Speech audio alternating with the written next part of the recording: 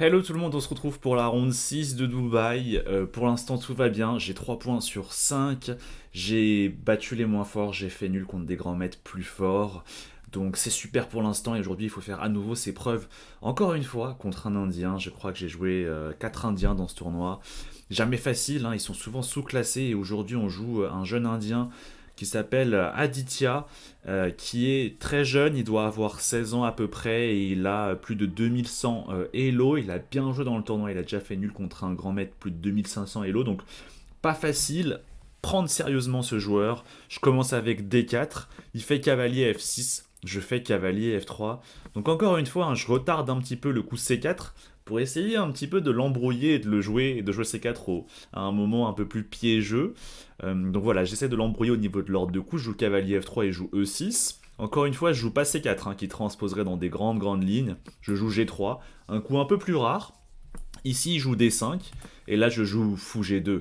Et là, il me surprend un petit peu. Il joue le coup B5. Alors, ça peut surprendre. Pourquoi B5? Parce que, en fait, bon, imaginez, il joue le coup le plus normal, on va dire fou E7. Et bah là, tout d'un coup, j'aurais peut-être joué, je sais pas, peut-être j'aurais joué C4, et on transpose dans une très grande ligne de la catalane. Et en fait, c'est quelle ligne de la catalane? C'est celle-ci. Regardez, je vous montre C4, E6, cavalier F3, D5, G3, fou E7, et là, fou G2. Et c'est exactement la même position dont je vous parle, sauf qu'on l'obtient avec l'ordre de coups, je commence par C4 très tôt. Mais ça se trouve, lui, sur la catalane, ça se trouve, il joue pas fou E7. Ça se trouve, il joue, je sais pas moi, fou B4, qui est une autre ligne contre la catalane. Et donc, bon, c'est pour ça que je retarde un petit peu le C4. C'est pour le piéger. Et là, je me dis, bon, bah, comme ça, si je joue fou E7, maintenant je joue C4. Et ça se trouve, il n'avait pas prévu initialement de jouer ça contre la catalane. Donc voilà, j'essaye un peu de le piéger, mais finalement, en voulant le piéger, bah, je me prends un petit peu à mon propre jeu, c'est-à-dire qu'il joue B5, qui est une ligne qui existe et qui est intéressante, et là tout de suite, bah, finalement, on rentre sur son terrain, il le joue de façon assez confiante, donc j'imagine que c'est quelque chose qu'il a travaillé. L'idée est intéressante, c'est-à-dire que, en fait, pour le coup, il va m'empêcher pour toujours de jouer C4, et donc finalement, j'aurai beaucoup plus de mal à avoir davantage de pions pour lutter pour le centre. Donc voilà, un coup intéressant, il le joue assez vite, donc je me dis, bon, peut-être qu'il a préparé, peut-être qu'il connaît bien cette ligne, et donc on va essayer de le surprendre. Je joue petit roc pour mettre mon roi en sécurité, ici je joue fou B7, et bon là je veux le surprendre. J'ai envie de jouer un truc un peu original, donc je joue Dame D3. Voilà, déjà, là, j'imagine qu'il n'y a plus beaucoup de parties dans la base de données. L'idée, c'est tout simplement d'attaquer le pion en B5. Ce que je me suis dit, c'est que s'il avance le pion, bah, j'ai quand même des histoires de Dame B5 ici. Le pion peut devenir un peu faible ici en B4, un peu trop avancé. S'il défend avec A6, peut-être je continue à mettre la pression avec A4 sur le pion ici en B5. Si joue chez C6, bah, je suis assez content parce que de base ici, avec les noirs, vous voulez plutôt préparer la poussée C5 pour échanger le pion de l'aile contre le pion du centre. Mais bon, le but numéro un aussi de Dame D3, c'est juste un peu de le surprendre, de le sortir un petit peu de ses schémas parce qu'il avait l'air de jouer très vite. Donc ici, il joue à 6, ce sur quoi j'enchaîne avec le coup C3, un coup un peu obscur. Peut-être que j'aurais mieux fait de jouer un peu plus classique. Parce que bon, là, c'est bon, je l'ai déjà sorti un petit peu de ce qu'il connaît, donc je peux arrêter de jouer de façon originale. Parce que C3, mine de rien, c'est quand même un coup de pion qui développe pas de pièces, donc c'est un peu discutable. J'aurais pu, par exemple, faire A4 pour mettre la pression sur le pion B5, il aurait du coup joué B4 probablement, pour défendre ce pion, et là j'aurais pu continuer avec C4 pour lutter pour le centre. Là, vous voyez, l'intérêt, c'est que grâce à A4 qui a forcé B4, désormais, je peux mettre ce pion pour lutter pour le centre, parce que la case C4 n'est plus suffisamment défendue par les noirs. Donc j'aurais probablement dû jouer ça. J'ai joué C3, un peu trop original, je pense. Parce que bon, ça respecte pas vraiment les principes de l'ouverture. Il joue ici C5, et là je me dis, tiens, ce pion C5 m'embête, comment je pourrais le forcer à prendre ici en D4? S'il prend en D4, je serais assez content, parce que finalement, imaginez, regardez par exemple, imaginez s'il prend, je prends, ça je suis assez content. Parce que c'est une sorte de slave d'échange. Vous voyez la slave d'échange, c'est cette structure de pions, je vous montre, D4, D5, C4, C6, et après C prend D5, C prend D5. Donc on a cette structure de pion qui est la slave d'échange.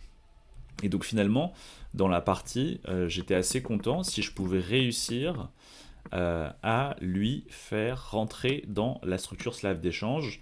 Parce que souvent dans la slave d'échange, on n'aime pas trop avoir ce fou B7, vous voyez, qui est vraiment enterré derrière ses propres pions. C'est un mauvais fou qui est de la même couleur que sa chaîne de pions et qui est derrière la chaîne de pions.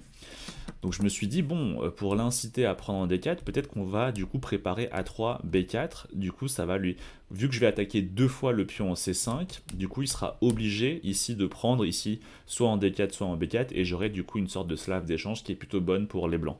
Donc c'est pour cela que je joue A3. Il fait cavalier BD7 et là, alors je joue pas tout de suite B4, mais bon, je développe une pièce, ça change pas grand chose, il développe aussi une pièce et maintenant je joue B4. Et voilà, l'idée c'est que du coup s'il prend, il prend, on a un peu une sorte de slave d'échange avec ce fou qui est vraiment très très mauvais et enterré derrière ses propres pions. Après j'ai aussi regardé C4, qui vraiment pour le coup il semble assez intéressant. Je suis obligé de retirer madame. Alors c'est vrai qu'après je peux peut-être préparer la poussée E4, mais c'est même pas sûr que ce soit grand chose. Et peut-être que les noirs ici sont très très bien. Donc, mais bon, il a pris un petit peu peur et il a pris ici en D4. Du coup j'ai repris. Donc là j'étais vraiment content de l'ouverture parce que finalement c'est une sorte de slave d'échange. Qui est assez bonne pour moi, avec ce fou B7 qui est mauvais. J'ai le cavalier ici qui va arriver sur la case C5 qui est superbe, parce qu'il n'y a aucun pion noir qui peut contrôler la case C5. Non, j'ai vraiment une bonne position ici, et j'ai aussi, je suis un peu mieux développé que lui. Donc je suis assez content. Et donc aussi, bon, ça montre aussi l'importance de maîtriser différentes structures, différentes ouvertures, parce que finalement, vous voyez, ça part d'une sorte de catalane qui n'en est pas vraiment une, et finalement on transpose dans une structure de slave d'échange. Donc c'est important d'avoir différents repères au niveau de différentes structures et ouvertures, parce que du coup vous pouvez faire des parallèles et des fois transposer dans un type d'ouverture ou de structure que vous savez bonne parce que vous avez de la connaissance d'une autre ouverture. Ce que l'adversaire n'a pas forcément, ça se trouve que lui il joue jamais la slave et du coup cette structure il l'a jamais, ça se trouve, et ça se trouve il n'a pas conscience que c'est une sorte de mauvaise position. Ok, je joue ici tour C8 pour mettre la tour sur la colonne ouverte, je joue cavalier BD2, je développe mes pièces, bien sûr D2 et pas C3, parce que la meilleure case pour le cavalier ici c'est la case C5, qui est une case que j'appelle indélogeable, parce qu'il n'y a aucun pion noir qui peut venir contrôler cette case, donc c'est clairement la meilleure case pour le cavalier. Petit roc, et là caille B3, je me dirige ici vers la case C5, caille E4, attention, il menace ici tour C3, la tour qui s'infiltre, et qui attaquerait en même temps la dame D3 et le cavalier en B3. Donc c'est pour ça que je joue tour C1, ça met aussi la tour sur la colonne ouverte, et ça empêche aussi le tour C3. Il enchaîne ici avec dame B6, et du coup je mets désormais le cavalier en C5. Le cavalier est très très fort en C5, et le problème pour lui c'est qu'à chaque fois qu'il va prendre, je vais reprendre d'un des deux pions, et j'aurai toujours un pion passé protégé, ce qui est un gros atout au niveau de la structure de pion. Donc finalement il l'a pas pris, il joue tour FD8 pour défendre le cavalier D7 qui était attaqué par la tour D8, et ici je prends en D7. Alors j'ai hésité ici avec H4, juste pour continuer tranquillement, parce qu'il manque un petit peu de coups mon adversaire, on sait pas trop, il manque un peu de plan, donc peut-être que j'aurais juste pu continuer à prendre un petit peu d'espace ici au niveau de l'aile roi.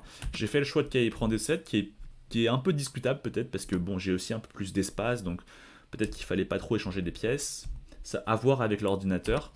J'avais une idée assez précise en tête, c'est-à-dire que je prends, il prend en C1, je prends et il reprend, et là je voulais jouer KD2. C'est ça que j'avais en tête quand j'ai pris en D7. Alors, pourquoi j'aimais beaucoup cette position? Parce que déjà, j'attaque 10 000 fois le cavalier E4, il a du mal du coup à le maintenir en E4. S'il joue F5, c'est assez engageant, parce que ça peut très vite affaiblir du coup ses cases noires, et aussi son roi noir qui peut devenir un peu faible, de par la poussée F5. Donc c'est un coup qui est assez engageant et qui est pas simple à jouer ici F5. Aussi, du coup, s'il prend, j'étais assez content de prendre. Pour moi, c'était une très belle position où je mettais vraiment bien la pression. Surtout que, en fait, j'ai la colonne C et il a un mal fou à venir challenger la colonne C. Il peut pas jouer tour C7 parce qu'il y a fou prend C7, et à chaque fois qu'il veut jouer tour D8 pour jouer tour C8, pour challenger la colonne, en fait, il y a fou C7 qui gagne ici la tour. Et donc, c'est pour cela qu'il a du mal finalement à prendre la colonne C. Et si il recule le cavalier, je comptais prendre, et jouer cavalier B3, et après, j'impose mon cavalier en C5, qui sera magnifique, forte pression, Et à chaque fois qu'il prend, je pourrais prendre d'une pièce, et finalement, on resterait avec, je vous montre. Donc soit il laisse mon cavalier en C5, et c'est très mauvais pour lui, soit il prend, alors là je peux peut-être prendre d'un pion ou d'une pièce, je ne sais pas, prenons par exemple de la tour, et en fait ça c'est une très bonne position pour moi, parce que je reste avec le bon fou contre le mauvais fou, et il reste d'autres pièces, et donc probablement ici je vais commencer à créer une deuxième faiblesse, et commencer à mettre la pression un peu partout. Ok, donc ça j'étais assez content de cette position et donc c'est pour ça que je suis rentré dedans, je la trouvais vraiment très agréable à jouer. Mon adversaire ici Aditya qui a beaucoup réfléchi et je pense qu'il a senti un petit peu les mêmes problématiques que j'ai senti et il joue le coup G5 qui est très engageant, euh, c'est-à-dire que son roi peut devenir très faible. Alors du coup je recule mon fou en E3 et finalement ici il prend en D2, je prends de la dame et il joue ici à H6.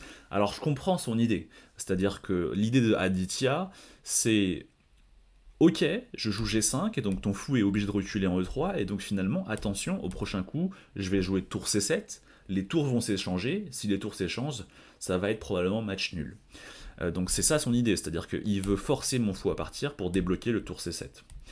Mais le truc, c'est que il a dû faire une grosse concession pour débloquer le tour C7, c'est que son roi éventuellement peut devenir très faible parce qu'il pousse ses pions devant son roi et je peux commencer à les attaquer et ça se trouve que son roi va devenir trop faible.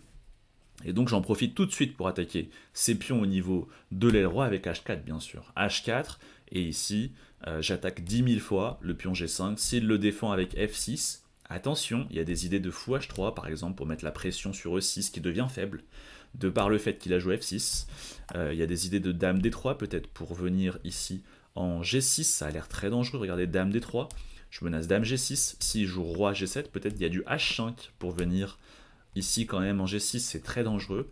Donc finalement il prend en H4, je prends en H6, il joue Fou F6, alors s'il prend ici en G3, c'est dangereux pour lui, c'est-à-dire qu'on a le fameux coulissage de la tour, tour C3, tour G3, la dame qui arrive en F4, beaucoup de pièces d'attaque autour du roi noir et très peu de défenseurs. Les défenseurs sont totalement excentrés au niveau de l'aile dame. La position a l'air perdante. Du coup, il joue fou F6 ici pour essayer de commencer à ramener un petit peu des pièces en défense. Je joue ici tour C5. Alors aussi parce que bon, j'aimerais bien continuer l'attaque. Vous voyez, par exemple, faire G prend H4. Le problème, c'est que bon, tout d'un coup, la dame, vous voyez, hop, il m'enlève le pion du centre, sa dame débarque au centre, du coup, sa dame débarque en défense. J'ai plus grand chose. Si aussi je commence à faire dame F4, encore une fois, le problème, c'est que je perds le pion du central. Donc je joue tour C5 pour. La seule fonction de tour C5, c'est de bloquer finalement l'attaque de la dame en D4 et donc finalement ça va empêcher la dame B6 de revenir en défense. Il prend ici en G3 et je joue dame F4. Alors bien sûr, j'ai pas pris ici en G3. Pourquoi j'ai pas pris?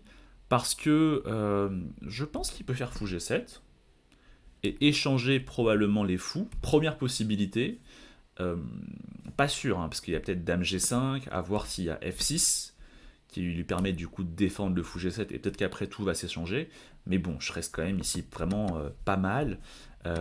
Sur H prend G3, autre raison pour laquelle j'ai pas fait F prend G3, c'est que peut-être qu'il peut juste jouer dame D8 en fait. Et maintenant, quand je ramène madame en F4, bah le truc c'est peut-être que maintenant il fait fou G7, et quand maintenant je mets la pression avec madame, peut-être qu'il revient avec sa dame juste à temps pour tout défendre. Et finalement, sa dame revient à temps en défense. Donc du coup, en fait, j'ai pas pris tout de suite en G3, j'ai joué directement dame F4. Parce qu'au final, le pion G3 a assez peu d'importance. C'est-à-dire que si je remange le pion en G3, mais qu'après j'ai plus d'attaque sur son roi, la position va s'aplanir et finalement ça va devenir plus ou moins égal. Là, j'ai vraiment une opportunité sur le roi noir qui est faible pour l'instant, mais ça va pas durer si les défenseurs reviennent à temps. Et donc, il faut vite que j'en profite pour continuer à vite attaquer le roi. Le matériel importe assez peu ici. Donc, je joue dame F4 pour ramener très vite des pièces en attaque. Si par exemple maintenant il joue dame D8 pour ramener sa dame en défense, bah là déjà j'ai tour C3, vous voyez. et la tour qui arrive très très vite en attaque. Si je joue fou G7 maintenant, j'ai tour prend G3, et vous voyez c'est plus la même, parce que la tour elle arrive très vite en attaque.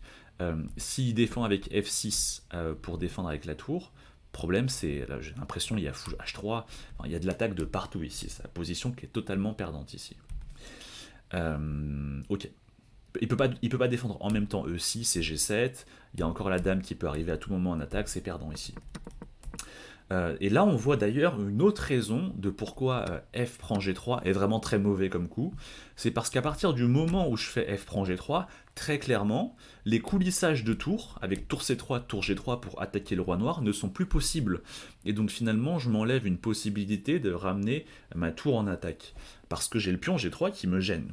Alors que dans la ligne qu'on a vue ensemble, celle-ci, vous voyez, là, par exemple, le meilleur coup, c'est tour C3. Et ce coup, pour venir en G3, aurait été impossible si j'avais un pion en G3. Ok. Donc ici, il prend en F2. Je joue roi F1, je suis vraiment très content de ce coup, je pense que ce coup est extrêmement précis. Ça peut surprendre parce qu'on aurait envie de prendre ici en F2, mais j'ai pas pris en F2 parce que je pensais qu'il y avait dame D8. Ce après quoi, si désormais je fais le coulissage de tour, le problème c'est qu'il fait fou H4 échec, il gagne un tempo sur le roi en F2, et quand je mets mon roi en F1, là le problème c'est que il a par exemple dame F6, et la dame revient juste à temps en défense. C'est toujours très très fort pour moi j'imagine, mais la dame revient en défense juste à temps. Alors que la différence, c'est que si je prends pas tout de suite le pion en F2 et que je fais roi F1, si maintenant il fait dame D8 pour essayer de faire fou H4 et dame F6 et ramener la dame, en fait ça fonctionne plus, parce que maintenant quand je fais tour C3, si maintenant il fait fou H4, avec idée dame F6 prochain coup pour ramener la dame, et bah en fait, il fait pas fou H4 avec échec parce que mon roi est en F1 et pas en F2, et donc là tranquillement je fais tour G3 par exemple. Tour G3, il n'a pas le temps de ramener sa dame, et s'il prend la tour, dame prend G3, roi H7, dame G7, échec et mat. Donc là, c'est vraiment pour cette raison précise que j'ai pas joué roi prend F2 mais roi F1, on pourra vérifier si c'est le meilleur coup. Mais vous voyez, encore une fois, on voit l'illustration que ici, le matériel importe peu. Ce qui compte, c'est est-ce que les attaquants vont venir suffisamment rapidement, plus vite que les défenseurs, pour mater le roi noir. Ok, donc roi F1, ici je joue fou G7. Et là, je calcule extrêmement longtemps cette position. Au début, je me dis, bon, je regarde différentes possibilités. Je calcule prise. Je regarde dame G5 échec, mais roi F8, et là je me dis bon, est-ce que je fais le coulissage de la tour? Pas sûr, parce que dès que je le coulisse là, il y a peut-être le pion ici qui est en prise. Et le problème c'est que dès que je continue à faire des échecs, le roi qui part en E7 et il n'y a plus vraiment d'attaque. Le roi qui redevient sécurisé de par la présence de ces pions là, et qui retrouve un refuge. Finalement, c'est ce que j'appelle la fuite du roi. Le roi qui a fui. Et donc là, on peut peut-être se dire, bon, bah peut-être qu'on prend prise, donc je me suis dit peut-être je fais pas l'échec finalement parce que ça va aider le roi noir à fuir, donc peut-être qu'on fait le coulissage de la tour pour la ramener en attaque, mais encore une fois il joue roi F8, et si là je fais tour H3 pour coulisser la tour et commencer à attaquer par là, donc vous remarquerez que je fais ça parce qu'en fait là j'ai une case d'entrée en H8. Le problème de la tour qui était en colonne C, c'était qu'en fait je pouvais jamais rentrer parce que en fait la case C8 était défendue par le fou C8. Bah là ce qui me dérangeait c'était peut-être roi E7. Vous voyez, si je fais tour H7, peut-être même roi E8, hein, comme ça, quand je fais tour H7, vous voyez, j'ai pas la pression, j'ai pas la menace de dame prend 7 parce que la tour défend. Et donc là, je me dis, bon bah, j'ai l'impression que le roi va quand même fuir, donc j'étais pas sûr de ça. Donc ça, j'étais pas convaincu, et après je commence à regarder d'autres lignes, je me dis, peut-être qu'on peut jouer dame G4 pour menacer dame prend G7 mat. Donc là, du coup, il joue F5 parce que la tour défend du coup le fou G7. Donc là, je me dis peut-être dame G6. Mais là, il continue à jouer avec par exemple dame D8 et éventuellement dame F6 qui va. Alors peut-être pas dame D8 hein, parce qu'il y a quand même ici le pion qui est en prise. Mais par exemple dame D6. Et encore une fois, c'est pas sûr comment je continue ici l'attaque. Donc après, je me suis dit, bon, peut-être plutôt le mettre la dame en G3, pas avec la même idée, et aussi, avec la dame qui est en G3, je me garde le dame B8 qui pourrait servir. Donc je commence à calculer du coup cette ligne, donc là je commence à dépenser pas mal de temps déjà pour calculer tout ça. Donc je me dis, ok, dame G3, très clairement il doit empêcher dame prend G7 mat, donc il va jouer F5, et là je me dis, ok, désormais, peut-être que je peux prendre, il prend, maintenant je fais dame B8 échec. Là, soit il va en F7, soit il va en H7. S'il va en F7, je me suis dit, ok, j'ai juste à faire probablement fou F3, et je menace fou H5 échec. À tout moment, si je fais fou H5, le roi devra monter en 6ème, et il y aura du dame F8 échec. À tout moment, j'ai aussi du tour C7 ici qui peut arriver. J'ai évalué cette position comme étant gagnante. Voilà. Et après, je me suis dit, il peut aussi jouer roi H7, mais là, je me suis dit, ah, coulissage de tour. Coulissage de tour, tour C3 avec idée tour H3.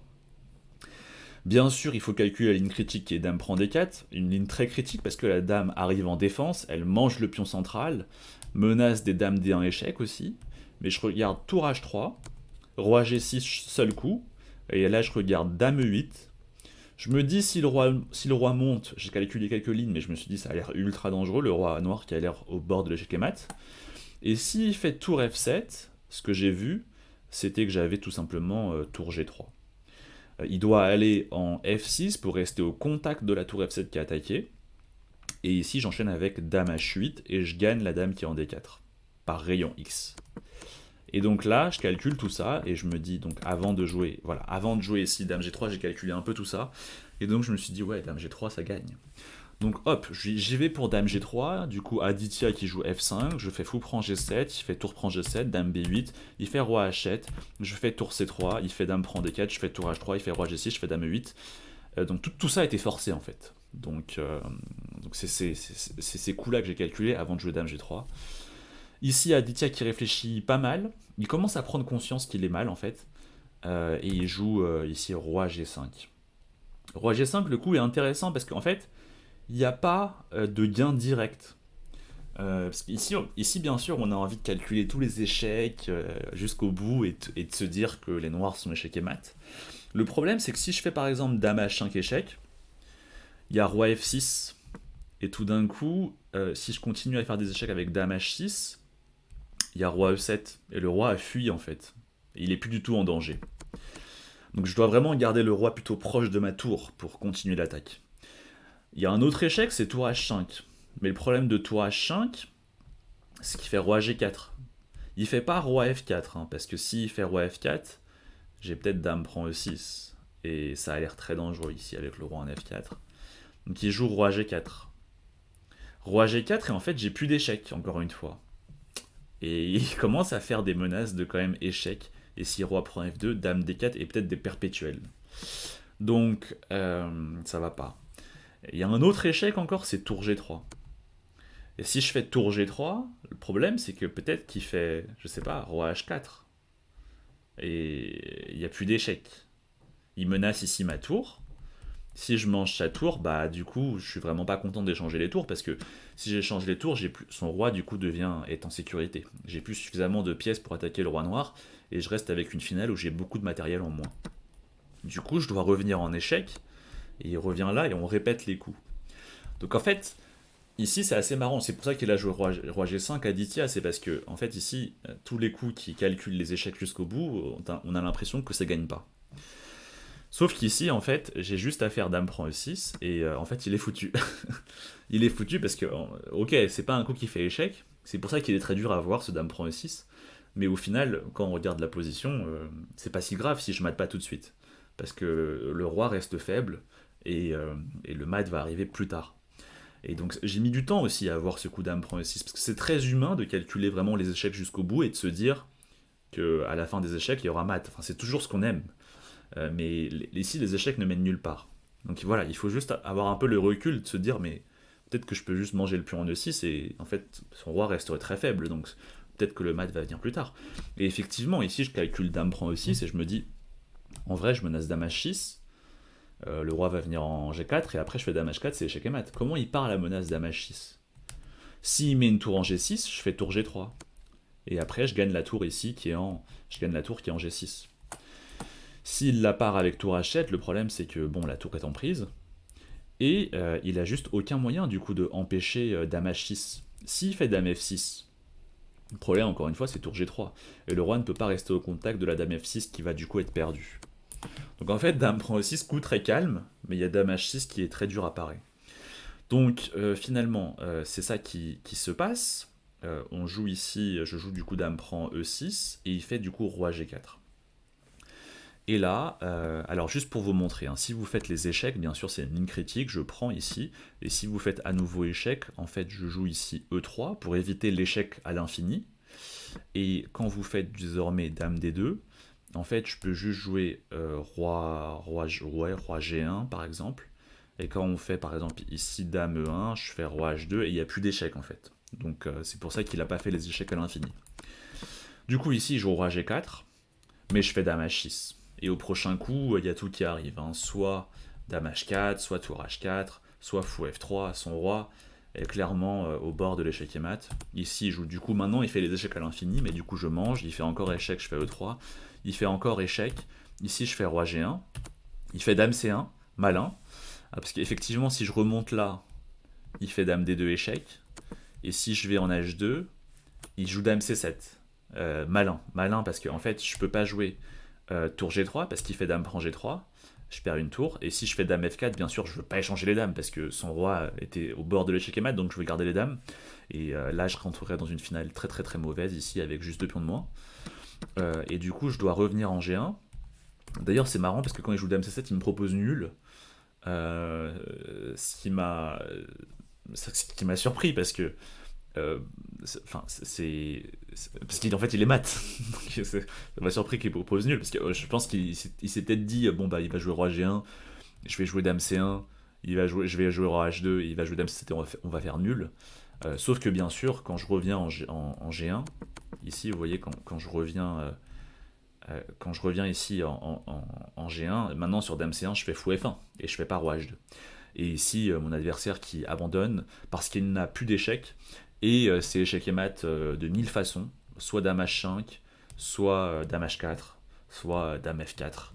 Il ne peut pas tout parler en même temps. Et donc finalement ici, Aditya qui abandonne.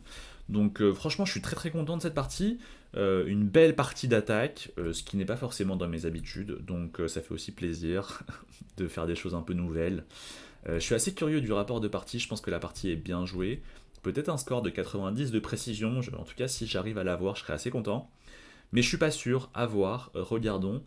Donc voilà, l'algo qui tourne 93, 94 même de précision si on arrondit, et il a joué à 82 de précision et la partie qui est très bien jouée, vous voyez, ça augmente vraiment crescendo, donc ça fait vraiment super plaisir. Alors il y a différents moments importants à voir. Alors oui, effectivement là j'étais pas très bien, il aurait dû bien sûr jouer ici le coup C4 pour prendre davantage d'espace, et voilà, ça c'est une petite imprécision de sa part. Et après, vous vous rappelez, il y avait d'autres moments assez importants que je voulais vérifier. Ici, c'est plutôt bien joué. Ouais, donc, ouais, G5, ok. L'ordinateur qui dit que c'est ok. H4, bien joué. G prend H4, fou prend H6.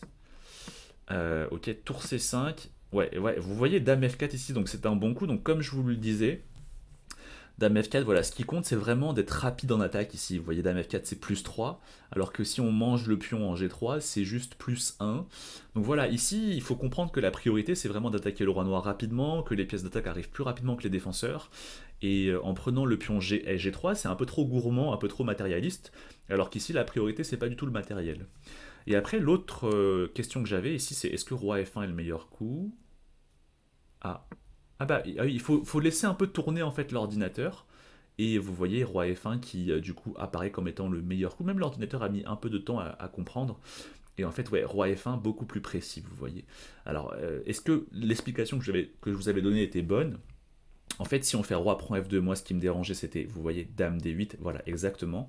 Et sur tour C3, le problème c'est que maintenant il fait fou H4 avec échec. Est-ce que c'est le meilleur coup? Voilà, c'est le meilleur coup. Fou H4 avec échec. Et donc finalement, ça va lui permettre, quand je fais roi G1, de ramener, bah, de jouer F5 par exemple. Voilà, F5, F5 ou bien dame F6, et les défenseurs arrivent à temps. Alors que quand je fais roi F1, donc le coup que je pensais être le plus précis. Maintenant, si on compare la même ligne, vous voyez, s'il joue dame D8 maintenant je fais tour C3. Et si maintenant il joue le fou H4, pour essayer de jouer F5 ou dame F6 au prochain coup, pour essayer de ramener les défenseurs, vous voyez, là ça ne fonctionne plus, parce qu'il y a tour G3, échec et mat, comme je vous l'ai dit. Donc voilà, ça c'était la nuance assez importante, donc je suis content que ce soit le meilleur coup roi F1, un coup que je trouve vraiment très esthétique. Et sinon, Après, qu'est-ce qui s'est passé d'autre? Ouais, sinon, apparemment, la suite est bien jouée. Dame F4, meilleur coup. Dame G3, alors, peut-être pas le plus précis, mais l'ordinateur qui dit que c'est quand même plus 4, donc c'est quand même tout à fait gagnant. Et ici, ouais, Dame B8, meilleur coup. Euh, Après, ici, Tour C3, meilleur coup. Ok, non, franchement, je suis très content de cette partie. Le score de précision est très élevé, proche de 94. Donc, vraiment, ça fait très plaisir, une partie d'attaque en plus. Donc, c'est super. Du coup, on a 4 sur 6. On est vraiment pas loin de la tête du tournoi. Alors que c'est vraiment un tournoi où il y a les meilleurs joueurs du monde. Donc, ça fait vraiment très plaisir. Et à la ronde suivante, on va jouer dans les 10 premières tables. Et on va jouer contre encore un Indien, un maître international qui est presque 2500 Elo, qui s'appelle Vignesh. Et on aura les pièces blanches. Du coup, on se retrouve demain pour ce choc contre ce maître international indien. Ciao, ciao!